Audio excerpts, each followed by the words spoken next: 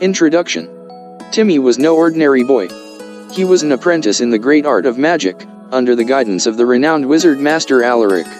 Timmy was bright, curious, and eager to learn all there was to know about casting spells and conjuring powerful forces. But despite his enthusiasm, Timmy often struggled with consistency. Whether he was trying to turn a rock into a bird or making his broomstick fly, something always seemed to go wrong.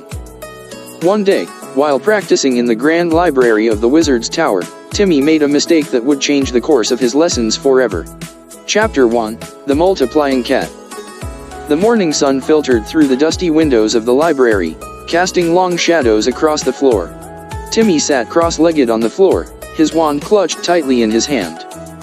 His cat, Misty, lay lazily beside him, occasionally twitching her tail. Today's lesson was supposed to be simple. Master Alaric had asked Timmy to perform a basic spell summoning an extra dish of food for Misty. "All right," Timmy said to himself, his brow furrowed in concentration. "One dish of food, here we go." He waved his wand, muttering the spell under his breath. But instead of summoning a dish of food, Timmy watched in horror as Misty's body began to shimmer. In an instant, one Misty became two. Then two became three. By the time the spell was done, Timmy was surrounded by 5 identical cats, all meowing loudly for their breakfast. "What did I do wrong?" Timmy exclaimed, his voice filled with confusion. From behind him, Master Alaric chuckled softly. "Ah, Timmy. The answer lies in the very basics of magic and of language. You cast a plural spell on a singular subject." "A plural spell?" Timmy asked, standing up and facing his mentor. "Yes," Master Alaric said with a knowing smile. "The spell you used is meant for multiple subjects. Just like in language, a singular subject requires a singular verb, or in this case, a singular spell. Think of it like this: if you were to say, 'the cat eats,' you would use the singular verb eats because you're talking about one cat. But if you were talking about multiple cats, you'd say, 'the cats eat.' Do you see the difference?" Timmy nodded slowly. "So, because I was only supposed to summon one dish for one cat, I should have used a singular spell." "Exactly," Master Alaric replied. "In both magic and language, consistency is key." Chapter 2: Understanding Singular and Plural. Determined to master the lesson, Timmy tried again. This time, he focused on the singular subject in front of him: one cat, one dish. With a deep breath, he waved his wand and spoke the spell clearly. A small dish of food appeared in front of Misty, and she happily began to eat. "There we go," Timmy exclaimed, feeling a rush of pride. "Very good," Master Alaric said, nodding his approval. "Now, let's take this a step further. In language, as in magic, you must be aware of whether you are working with a singular or plural subject. The key to subject-verb agreement is ensuring that the subject and the action match in number. Let's look at another example." Master Alaric pulled out a large, ancient-looking book from the shelf. The pages rustled as he flipped to a section that magically displayed the difference between singular and plural subjects. On the left page, Timmy saw an image of a single cat beside the sentence, "the cat eats." On the right page, there were several cats next to the sentence, "the cats eat." "The difference is subtle but important," Master Alaric said, pointing to the two sentences. "In the singular form, you use eats because there's only one cat. But when you have more than one, you switch to eat no s at the end of the verb. If you don't keep them consistent, the sentence and the spell won't work properly." Timmy nodded again, trying to absorb the lesson. "So, it's like a rule in both magic and language." "Precisely," Master Alaric replied. "And just like with these cats, when you have multiple subjects, you must adjust the spell or the verb accordingly. It's all about matching the subject to the action." Chapter 3: Person and Perspective. Feeling more confident, Timmy decided to try a new spell. This time, he wanted to summon a flock of birds to fly around the room. He raised his wand and spoke the incantation, but something strange happened. Instead of birds gracefully soaring through the air, the objects in the room, books, quills, and even Master Alaric's chair, began to float and circle above his head. "Oops," Timmy muttered, lowering his wand. Master Alaric waved his hand, bringing everything back to its rightful place. "Not quite, Timmy.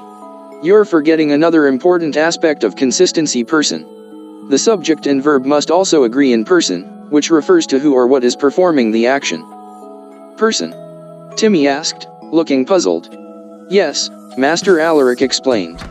In language, we use three main perspectives: first person, second person, and third person. First person refers to the speaker, like when you say I cast or we cast.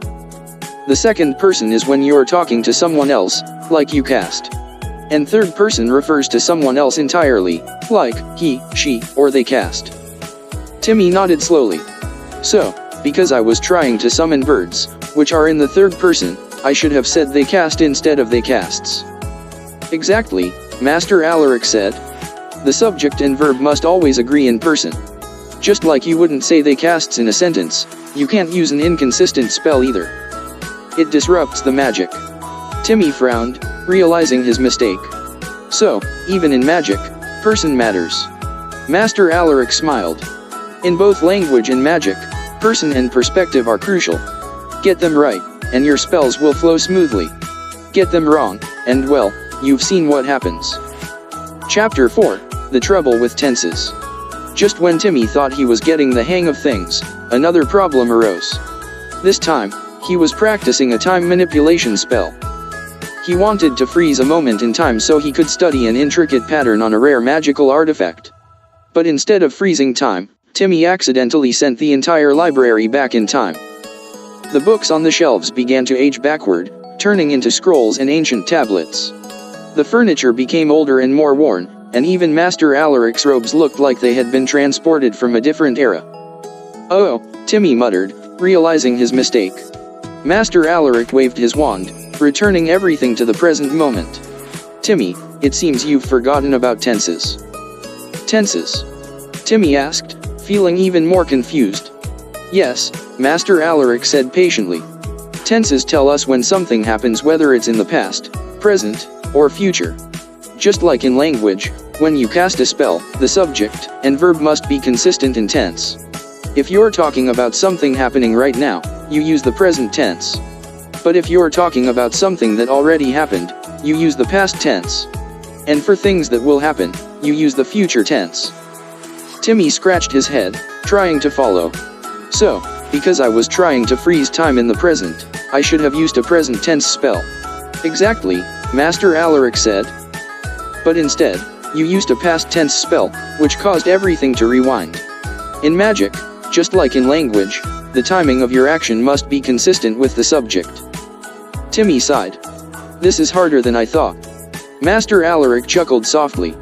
It may seem difficult at first, but once you understand the rules of consistency, it becomes much easier. Whether in language or in magic, it's all about making sure everything matches subject and verb, person, and perspective, and tense. Chapter 5, Mastering Consistency. Over the next few weeks, Timmy practiced tirelessly. He repeated his spells, focusing on keeping everything consistent, singular and plural, person and perspective, and tense. He made mistakes, of course, but each time he learned something new. With Master Alaric's guidance, Timmy began to see the connections between language and magic more clearly. One day, Master Alaric gave Timmy a final test. He handed him a parchment with a complex spell written on it and asked Timmy to perform it perfectly. The spell required Timmy to summon a storm, freeze it in time, and then disperse it all while keeping the subject and verb in perfect agreement. Timmy took a deep breath, raising his wand. He carefully recited the incantation, focusing on every detail. As he finished, dark clouds gathered outside the window, lightning crackled in the sky, and rain began to fall, but just as quickly, everything stopped, frozen in time. With a flick of his wand, Timmy dispersed the storm, returning the skies to clear blue. Master Alaric smiled proudly. Well done, Timmy. You've learned the magic of consistency. Timmy beamed with pride. Thank you, Master Alaric. I finally understand how important it is to keep everything consistent. And remember, Master Alaric said, whether you're casting spells or writing sentences, consistency is the key to success. Conclusion. Timmy's journey as an apprentice taught him one of the most important lessons in both magic and language, the power of consistency. Through his mistakes and successes, he learned that subject and verb must always agree in number, person, and tense. By mastering these rules, Timmy not only became a better wizard, but he also gained a deeper understanding of language itself. From that day forward, whether he was casting a spell or writing a sentence, Timmy always made sure to keep everything consistent, knowing that, in both magic and language, harmony leads to success.